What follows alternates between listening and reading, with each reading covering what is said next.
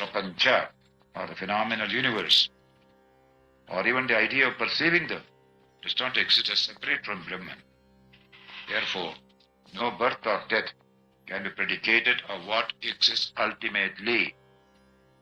Therefore, to a man of the highest wisdom, there is nothing to be added to or subtracted from. All is non-dual Atman. Even what appears as unreal to the ignorant is real to the Atman. Nowhere the Atman is all real.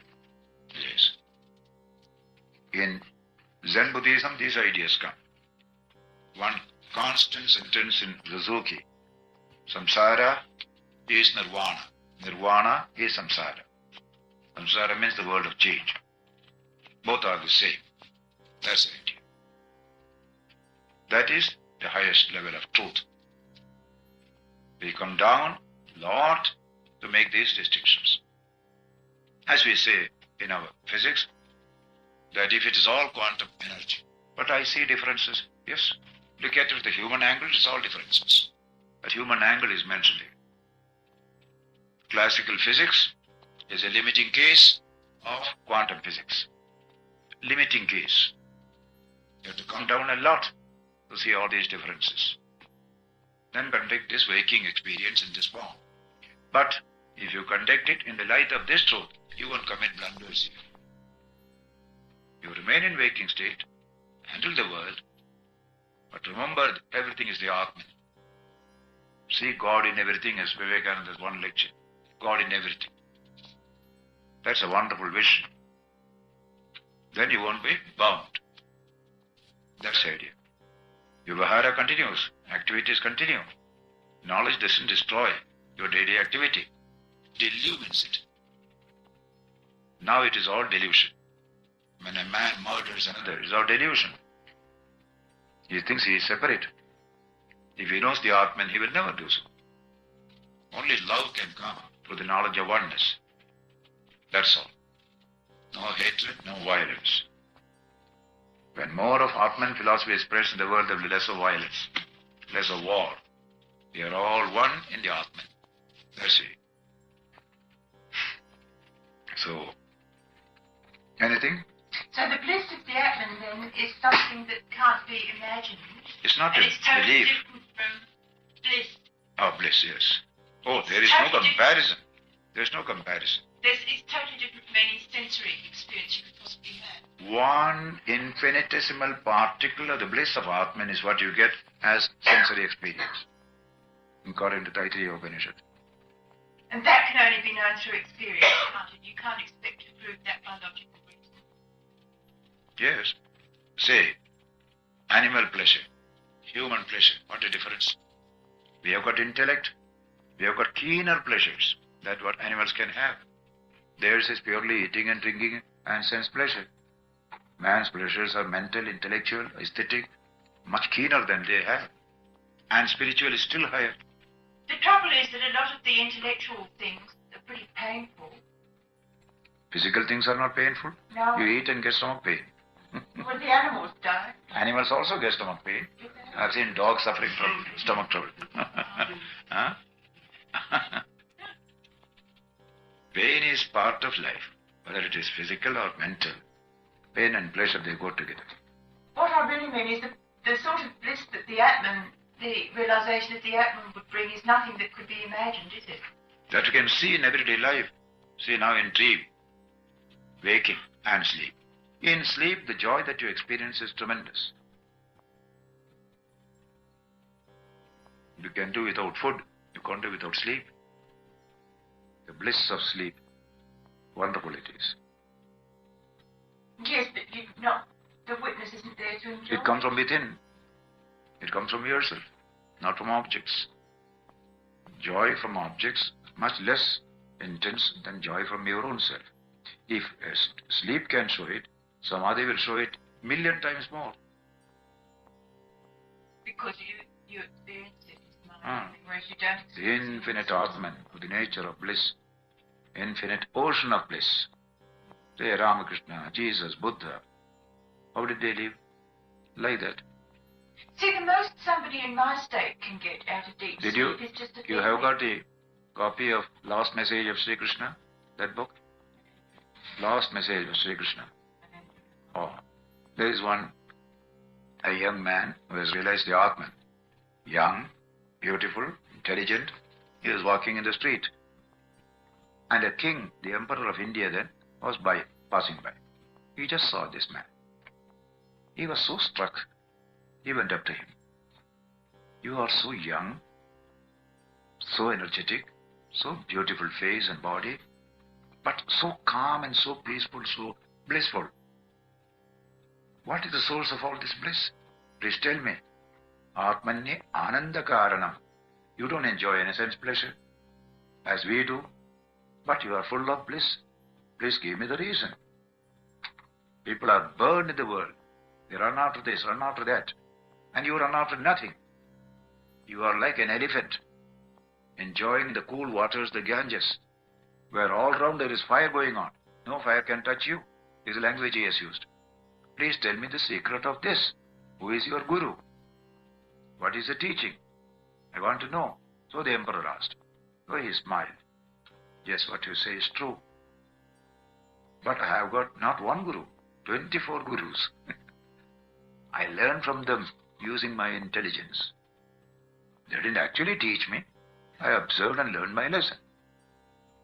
Then he goes on, telling what he learned from whom, including birds, fishes, all sorts of things comes there. So that wonderful state, ever blissful, without eating, drinking, ever blissful, that is a demonstration. It's not a theory. The very fact that you don't run after things, and yet you are full of joy. Suppose ordinary people, don't give them any joyous things. They will become sitting like this, isn't it? Apathetic, like that, half dead. Huh? But here's another type. They don't experience anything, full of joy. There must be some source of that joy. Where is that? Here. It's from me. So, Vivekananda compared man of spiritual realization and his bliss to a baby who has drunk the mother's milk, lying on his back, playing, just looking this way, that way, alone, with himself. That is the picture. Full of joy coming from within. Nothing outside.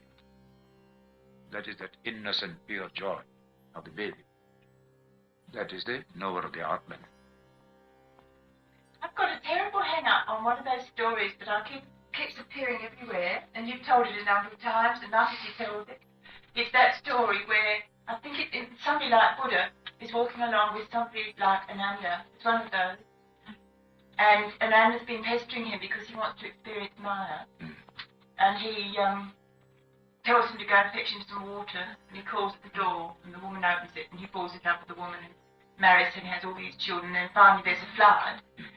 And then he comes up, and he's lived all those years, and Buddha says, where is the water? Oh, that is Krishna, not Buddha. Oh, Krishna, yes. So where is Krishna. the water? And he'd only been gone for half an hour. Ah. But what I can't understand is that for that disciple, I mean, what he'd just been through, fair enough, but then, he comes across Krishna, and Krishna is just as much in Maya, in his bodily form, as all that he's just experienced. I mean, how can that...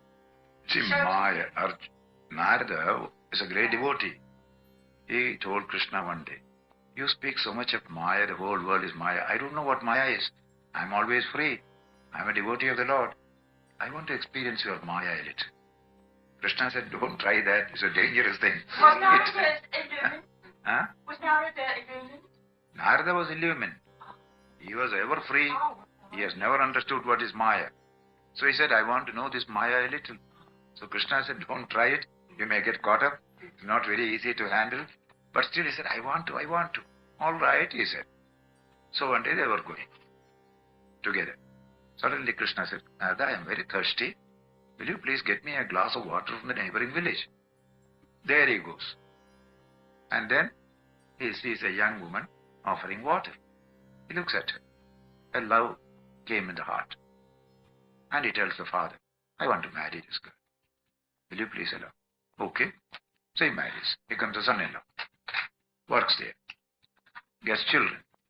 Everything goes on fine. Then one day, floods came. and the hut fell. And he was carrying the children, holding the wife on hand, children here, 2, 3 children were there. One by one, the flood waters carried away. And his heart broke.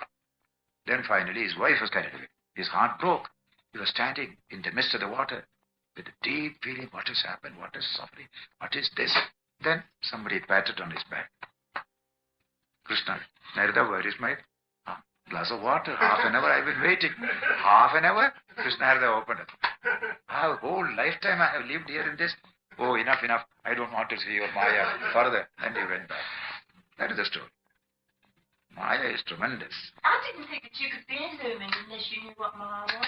He gave him this experience. See that?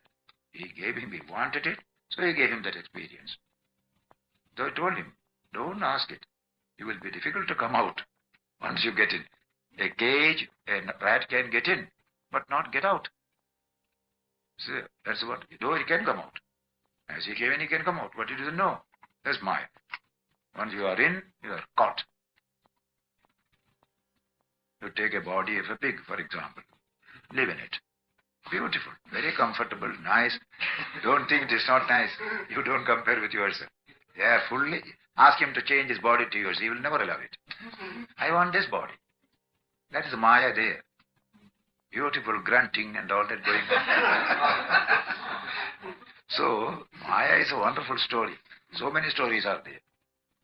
There's a real fact. You get caught up. So a man, is it not through Maya that people murder? Find out. People cheat, people murder through Maya only. Caught up in this Maya. In a sane condition, they will never do this kind of thing. Even this violence and war is Maya. Britain has got Maya of empire, even now. You see that? The empire is all gone. Maya still remains. Maya is the fact. This Atman, free from Maya. Whenever I travel, this Holland is full of fog. You see? Rarely they get sunlight. So when I approached Amsterdam, I was always in sunlight from Berlin to Amsterdam.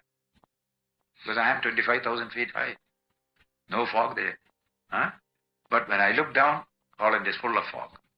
So I come down in the world of fog, Maya. So I told them, you see, till now I was in such beautiful world of light. I've come to the world of Maya now. Foggy world. Better to have a balloon, 25,000 feet high, remain there, do all the work, come and sleep at night below. So that is, you can see, no Maya there. Maya is only here. Maya is a fact. Very beautiful idea. Well, pure love seems to be the greatest thing there is. But the Atman seems too cold for that. I mean, it seems beyond that. The Atman is beyond Maya. What is Maya, it, beyond pure love? Atman's own power is Maya. Is it beyond pure love? No. The So Atman is all one. And it is one. What is love? Oneness. But love destroys distance, separateness. That's the meaning of love. Pure love comes only from the sense of oneness. Wherever there is distinction, there is no love. We are one. That's the meaning of love. The Atman alone knows what is love. So what's the difference between bliss and pure love? It is all different forms of emotional expression. You see? Joy. You eat, you get joy. You ask the question, is joy in the food or in your mind? Ask that question. Joy, what is its source? Food or you? Real answer is, joy is a state of mind only. Food is only an instrument. Something hiding in you, that hiding is removed by taking that food, and joy manifested. Happiness is in the mind, not in things. That's a big truth. So food is only an instrument to that joy, and my body is On only an occasion, instrument to... a certain occasion comes to you to manifest that joy. Eating food becomes an occasion to manifest the joy that is there. When you don't eat, there is privation. All experiences are like that. Then comes a state where you don't need this stimulus from outside. Joy is always there. That's all. For children, we need external stimulus.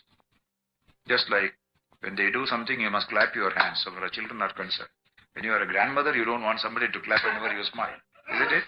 When a baby smiles, you must clap the hand to encourage it. Because you don't know how to bring joy from within yourself at that stage. But when you become grown up, you know that. You don't depend upon a clapping. Very interesting. Grandmother smiles and you clap. Huh? It looks ridiculous. You can bring out from yourself. This is the truth about man. He is infinite bliss, hidden. Then all the privations come. To remove it, you earn money, earn everything. Slowly learn your lesson. Then finally a truth comes, yes. Now I realize there is no need for all these things. I am full. If a householder can realize it before he passes out to the world, it will be a tremendous thing. Yes, I am full. Then all these old age homes will be changed. They will be full of joy. Today they are sorrow-ridden areas. You see? All comfort, all convenience is there, but sorrow-ridden people. Why? Things they depend upon. They don't depend upon themselves. The Atman is no more manifested. If ever this philosophy becomes current, old age homes will be the happiest places. Because no bother is, no problems are there. You have become calm and quiet. That will be a big transformation. When the Atman manifests, as you grow older, you enjoy old age. Today we are afraid of old age. We look down upon it. Nobody wants to be old, especially in our civilization. A man with a bald head, he will try to cover it with 4 hair pieces, will bring it here. Why not show it? There's no harm in showing it.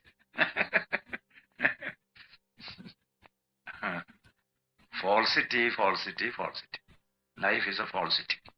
So we are just a false self to a false world, says R.D. Lyon, British psychologist. Today we are just a false self to a false world. That will be pricked with this knowledge of the Atman. More natural, spontaneous life will come. That's what young people wanted in the 60s. Natural life. They didn't understand the meaning of it, so they became criminals, drunkards, drug takers and all that. Natural life. That famous festival of music, somewhere in Kent, 200,000-300,000 came. Oh, it became a riotous life. Came in the paper some years, 71, 72 at that time. Without the knowledge of the Atman, all this effort to become natural, spontaneous will perish. Make it animal. Animal spontaneity. Swamiji, how does the Tao philosophy relate to Maya? Doesn't that say that you can learn from nature rather than regarding it as... Yes, we can learn from nature. That 24 gurus, many of them are simply nature's things. But it is your mind that is creative, is able to extract lessons from nature. An active mind can extract lessons from nature by observing things. A crow, a kite got a fish in its mouth and it was running. So many crows followed it. Goes up, crows follow there. Goes down, crows follow there. Harassed by crows. This man is watching. This Avadhuta. Finally, the kite dropped the fish, sat on a tree, calmly. And the crows caught this. And they fought against each other. And he was watching the whole thing from there. This man saw it. Oh, I want to be like you. This kind of running after possession, competition, struggle. When you are out of it, you are full of peace and joy. You are my guru. So I salute you. And he walked away. That is the first guru. This kind of anxiety, worry over possessions and fightings and all that. But is a high tension in the share market, high tension, blood pressure increasing. High tension. That's all. So they are practicing yoga now to get relaxation in Wall Street. Swamiji, in the text, they've concentrated particularly on saying that objects are unreal in the waking state or in the dream state. But is it equally as true to say that the events Whatever reality they have as events. And when you use the word event, use well space and time together. In a space-time, we don't have objects, only events. In a cinema, you have only events, no objects there, because time is one of the items. So today's physics does like that. All these are events, passing events, that too. Not even events, passing events. That's all. So they're all equally as unreal as the object. In dream, what you find? Mental configuration is what you get in dream. All events. The word event is fully applicable only to dream and in 20th century physics. Reality as seen by physics. Why does the text then just concentrate on objects? Why doesn't it talk of objects and events? No. Objects, when you study deeply, they become events. No stereotype self-existent object is there. Constantly changing facets of objects making an event. That's what that train's passage to Bathurst I told you. When you have time and space coordinate, then you get events. Train movement becomes an event in space and time. That's it. The whole world is that. We see it as reality. But from common sense, it is different. So do you want to live according to common sense, according to truth? Then if it is truth, you must treat the world as unreal. And the real is only God. God alone is real. That is a great teaching in all high religion. God alone is real. Today's world must come to it through Vedanta. As the Atman, not Mr. God sitting there. That fellow is dead, long ago dead. God is dead. God alone is real, you mean the Atman? The Atman. It's the same thing. Yes, as the infinite self. Behind this world of duality. Thus you get through the three states. That's the importance of this methodology of the three states. You can't get the Atman except through the three states. Never. Otherwise you can get theologies. God is sitting there, God is doing this, God is doing that. Like so many theologies. Can you give the three states again? Three states. Methodology of the three states. Avasthatraya prakriya. That is a Sanskrit word. Avasthatraya means three avastha. Traya is three. Avastha means state. Prakriya is methodology. Avasthatraya prakriya. Oh, you mean waking, dream and sleep? That means you investigate truth through the methodology of the investigation of the three states. Waking, dream and sleep. Then you come to this truth of the Atman, infinite, non-dual. That is your true nature. You are that, that knowledge comes. Then we can come down one step lower. Live the life of the waking, life of human relationships. Nothing will obstruct. Everything will be fine. You will enjoy life much more than now. The object of your love is not a perishable thing, something imperishable. That is more inspiring than the other one. We will read it tomorrow. God in Everything, Swamiji's lecture, Jnana Yoga. There this subject comes. God in everything. It is an exposition of Isha Upanishad. Isha Vasyam Idam Sarva. The whole universe is nothing but the Lord. So we only translate quantum energy into pure consciousness energy field. That is God. Put consciousness in the quantum energy, you get the same truth. Pure consciousness. And they are forced to do it. Because consciousness is there, the product of the quantum energy. That is you and me. We are also products of quantum energy. And we have consciousness. So something cannot come out of nothing. So what is in the effect must be in the cause. Effect is consciousness, cause must have consciousness. So many scientists are now thinking in this line. Only they can't openly say. Evolution presupposes involution. If consciousness comes at the end, it was there in the beginning. Otherwise, something coming out of nothing, no science can accept. 5 to 6. 5 to 6.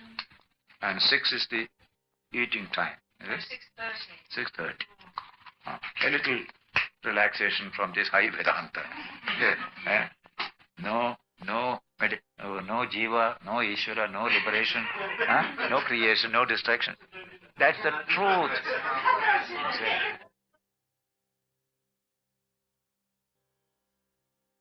That is good.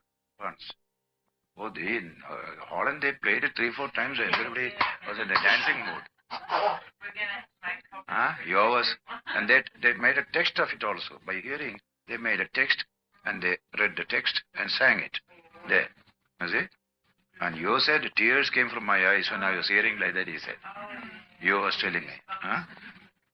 So, and how children far away in Kerala singing Western song. Yes. You see, where is the world is... What age were they? What age? They are all from 4 years, 3 years to 12 years. All right. All children, little children. Very cute. Mataji was there at that lecture. She also heard it there. I went to speak to the children, and then they welcomed me with the song. Then I spoke. It's one of the most beautiful talks, just from the heart. Children, mothers, all were there. And unfortunately, they didn't take the talk in. They themselves felt terribly upset. Afterwards only, because they didn't thought it was going to be a nice talk. They also didn't know what was in store. Okay? So many people were there. This children's meeting in the school, Harishri school, by that lady. Nalini Chandran, her name, her husband was a military officer who passed away. He's a widow. So she's running the school for children. She likes it very much. So you must come. She wrote to me to Hyderabad. I said yes. So I went. I didn't know what was in store. Huge gathering of children, parents, visitors, all were there. Some of our Swamis were there. So first, a reception by the children. Put lights carrying in hand, like that reception. Then a song. That is that song which you heard. Will you?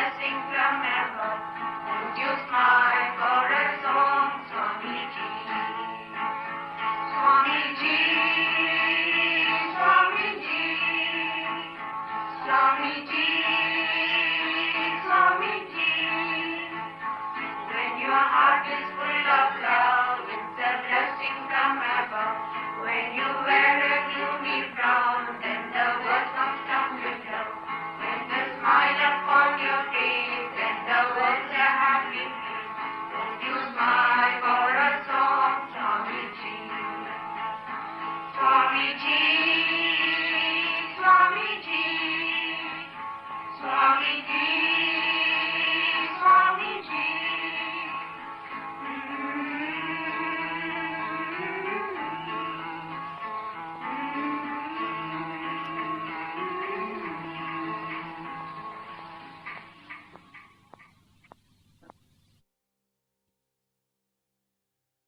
That is that song which you heard. Will you smile for a song like that? If you are angry, then the whole world tumbles down like that. Very interesting. I also enjoyed it. Then, then came the lecture. It was to be a small lecture, but it became serious, full of humor and fun, dealing with children and their life, how to mold character. What can we do like that, like that? The whole thing was pin drop silence.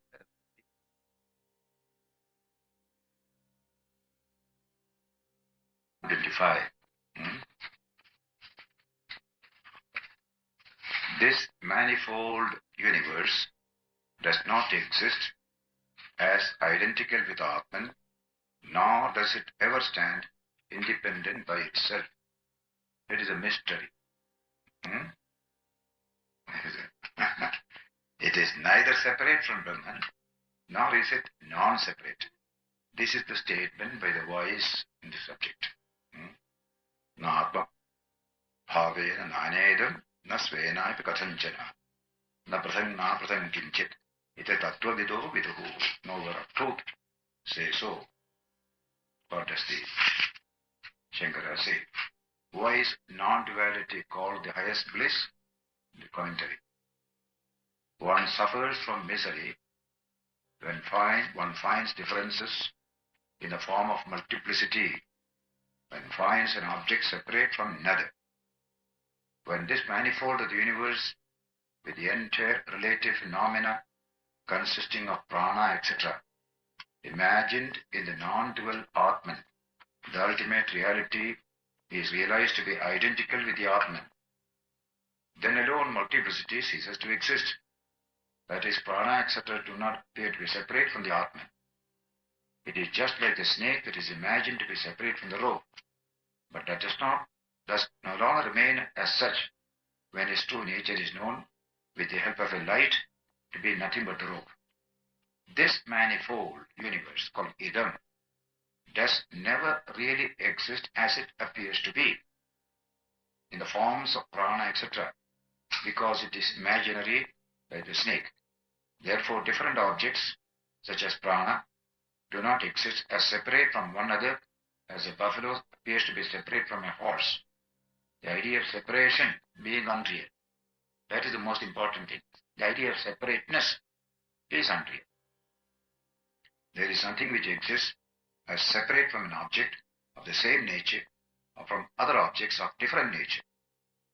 Knowers of the self know this to be the essence of the ultimate reality. Therefore, the implication of the verse is that non-duality alone, on account of the absence of any cause that may bring about misery, etc., is verily the highest bliss, non-duality.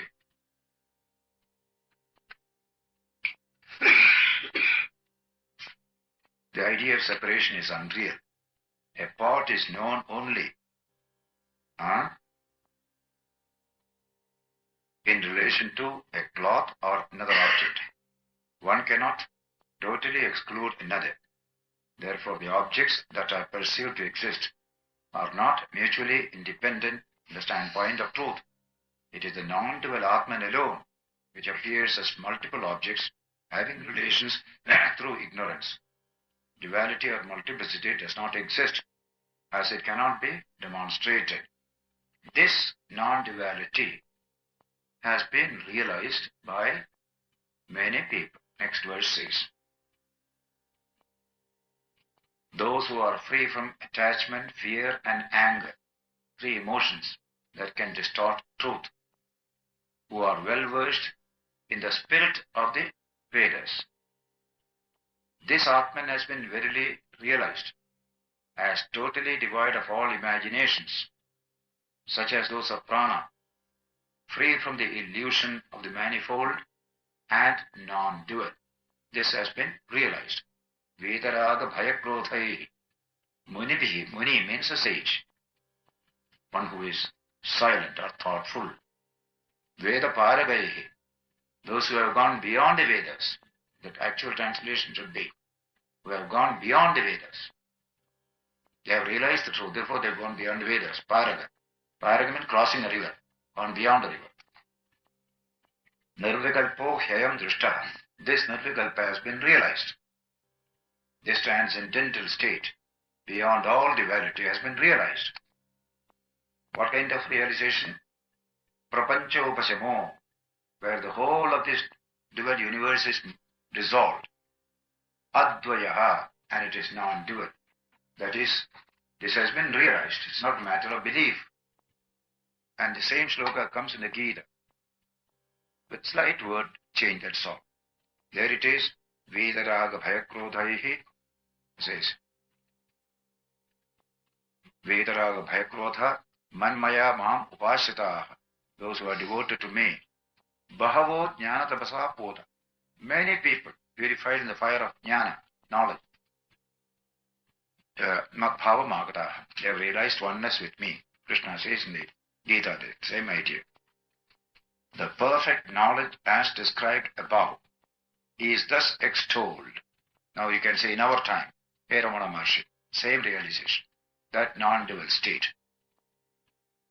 The sages who are always free from all blemishes, such as attachment, fear, spite, anger, etc., who are given to contemplation, who can discriminate between the real and the unreal, who can grasp the essence of the meaning of the Vedas, who are well versed in the Vedanta, they do realize the real nature of this Atman, which is free from all imaginations, and also free from this, the illusion of the manifold. This Atman is the total negation of the phenomena of duality. Therefore it is non-dual.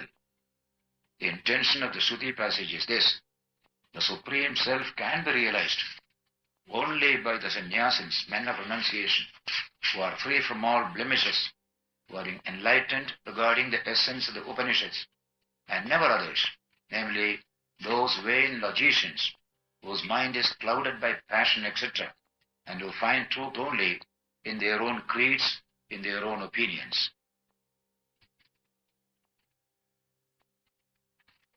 The student fails to realize the truth, says the note number 2. If his mind is clouded by passion, etc., it is therefore laid in the Vedanta that a student, before aspiring to realize truth, must be well established in the fourfold prerequisites, such as discrimination between the real and the unreal, etc. It is only the ignorant person who says that his vision of reality alone is true. Wise people will never say so. You can have different visions of reality. But the wise man, everything is Brahman. To him, anything that may be called non-Brahman is never existent, is ever non-existent. Therefore, knowing the Atman to be such, fix your attention on non-duality, says the text. Tasmadevam viditvainam advaite yojaye smritim. Fix your smriti or memory or attention or thought on that advaita, non-duality, knowing this truth as such. Having realized non-duality, behave in the world like an ordinary person, like an insensible object. Your knowledge is infinite. You can behave, you can play with children, you can do anything, just kind of thing. An ordinary life you can live. With an extraordinary realization, an ordinary life you can live. That's the meaning of that. Jadavat means a sort of an ignorant person. You can behave like the ignorant person. That's all.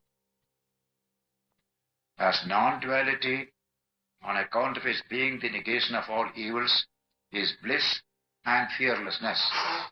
Therefore, knowing it to be such, direct your mind to the realization of the non-dual Atman. In other words, concentrate your memory on the realization of non-duality alone. Having known this non-dual Brahman, which is free from hunger, etc., unborn, directly perceptible as the self, and which transcends all codes of human contact. Just see that. by attaining to the consciousness that I am the Supreme Brahman, behave with others as one not knowing the truth. Don't be conscious, I am knowing the truth. When you know the truth, you must behave as if you do not know the truth. Otherwise, you don't know the truth. Don't you know who I am? That attitude should not be there. That is ego. Ramakrishna behaved like an ordinary person. Somebody wanted a flower and he immediately cut one and gave. That man was embarrassed. Later on he found it was Ramakrishna himself. What does it matter? You wanted something, I gave. Like that. That is to say, let not others know what you are and what you have become. Don't proclaim. You see that? Through any signs. Showiness. Pure knowledge should not have any showiness about it. That's very important. A wise man does not broadcast his realization before the world. You see? The sentence may mean that a wise man, on account of his being established in a non-dual Atman, does not see others as separate from him. Therefore, he does not assume consciously the role of a knower of Brahman. Forsaking the idea that you are a knower, remain in the world as an ordinary person. Many places they mention it. But outwardly he is very ordinary. Inwardly he is simply marvelous. And so the next verse is very important. The man of self-restraint should be above all praise. You see that? Not to be flattered by anybody saying something. Salutation, beyond all salutations, beyond all rights, prescribed by the Smriti, by the law books, in connection with the departed ancestors, his sadhana and other things, he doesn't need all this. He should have this body and the Atman as his support and depend upon chances. He should be satisfied with those things for his physical wants that chance brings to him. The Swamiji song of the Sannyasin, this idea is expressed here. Have thou no home? What home can hold thee, friend? The sky thy roof, the grass thy bed, and food what chance might bring. Well cooked or ill, judge not, for no food or drink can taint that noble self that knows itself. So off with them, Sannyasin bold, say Om Tat Sat Om. One such verse. Many of them are there. What should be his code of conduct in this world? It is thus stated. He should give up all such formalities as praise, salutation, etc., and be free from all desires for external objects. In other words, he should take up the life of a Paramahamsa Sannyasin, a free Sannyasin, not tied down by rituals and all that. That's called a Paramahamsa Sannyasa. Our sannyasa is of this order. We don't carry a stick or this thing, that thing, as some of the monks do. So all that, absolutely free from all these, what we call bondages, external. The Shruti also supports this view in such passages as, knowing this Atman, etc. This is further approved in such Smriti passages as the Gita, with their consciousness in Brahman, their self being that, intent on that, with that for their supreme goal, etc. Tad buddhyas tadatmanas tannishta. The word chalam in the text, signifying changing, indicates the body, it says, because it changes every moment. Chalam means to move, to change. Achalam, not moving. You see, a mountain is called achalam, a river is called chalam. Mountain doesn't move except in earthquake. Chalam. The word achalam, signifying unchanging, indicates the knowledge of self. He has the changing body for his support.